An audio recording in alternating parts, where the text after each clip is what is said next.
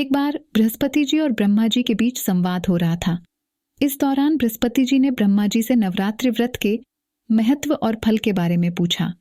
इसके जवाब में ब्रह्मा जी ने बताया, हे बृहस्पति, प्राचीन काल में मनोहर नगर में पीठित नाम का एक अनाथ ब्राह्मण रहता था।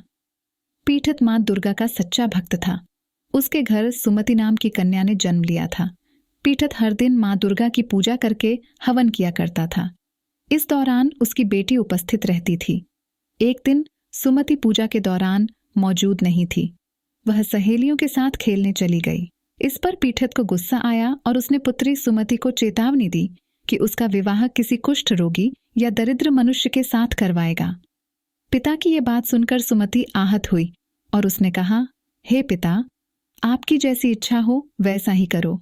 जो मेरे भाग्य में लिखा होगा वही होगा।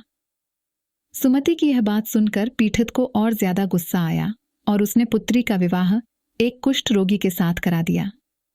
इसके साथ ही पीठित ने अपनी पुत्री से कहा कि देखता हूं भाग्य के भरोसे रहकर क्या करती हो।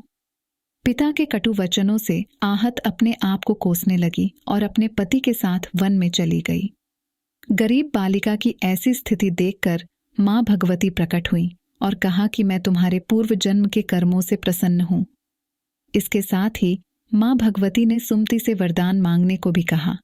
इस पर सुमति ने मां भगवती से पूछा कि आप कौन हैं। जवाब में मां भगवती ने कहा कि मैं आदिशक्ति हूं। आज तुम्हें तुम्हारे पूर्व जन्म का वृत्तांत सुनाती हूं। मां भगवती ने बताया कि पूर्व जन्म में सुमति निषाद, भील की स्त्री और पतिव्रता थी। एक दिन तुम्हारा पति चोरी की वजह से पकड़ा गया। इसके बाद सिपाहियों ने तुम दोनों पति पत्नी को जेल खाने में कैद कर दिया। तुम दोनों को जेल में भोजन भी नहीं दिया गया। तुमने नवरात्र के दिनों में न तो कुछ खाया और न जल ही पिया। इस तरह 9 दिन तक नवरात्र का व्रत हो गया। मां भगवती ने आगे कहा कि तुम्हारे उसी व्रत के प्रभाव से प्रसन्न होकर मैं तुझे मनोवांछित वर देती हूं। तुम्हारी जो इच्छा हो सो मांगो। मां भगवती की ये बात सुनकर सुमति ने कहा, हे मां दुर्गे, मैं आपको प्रणाम करती हूं।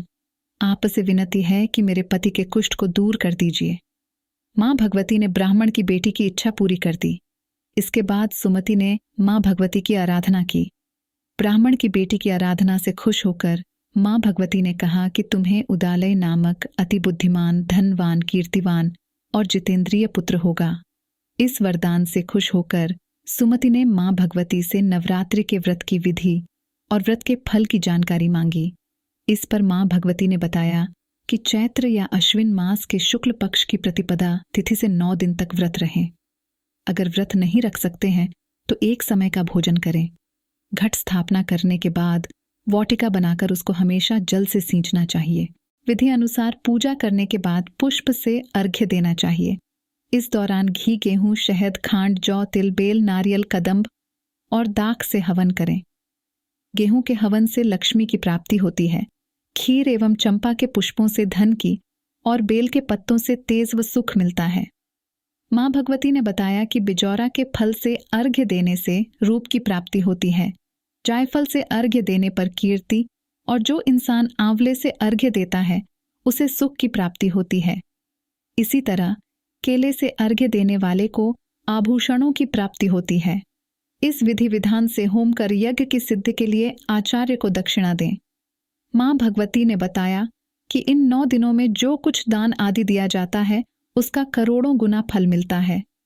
ब्राह्मण की बेटी को विधि और फल बताने के बाद मां भगवती अंतर्ध्यान हो गईं।